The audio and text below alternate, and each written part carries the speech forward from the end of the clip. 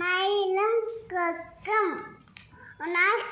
ஒரு நாள் காட்டில் ஒரு அழகான மயில் இருந்தது. நான் தான் அழகு என்று கர்வம். தினமும் ஏறு தண்ணிலை மகத்தை பார்த்து ரசித்தது. அப்புறம் ஏறு தறிக்கு ஒரு நாள் கொக்கு வந்தது. அந்த கொக்கு வந்து மயிலை பார்த்து கொக்கை பார்த்து மயில் சிரித்தது. அப்புறம் வந்து கொக்கிடம் ரெக்கைகள் ஒயிட்டா வெள்ளையா இருக்குன்னு சொன்னுச்சு. ஆனால் ஏன் ரெக்கைகள் அழகாக இருக்குது. சொல்லு.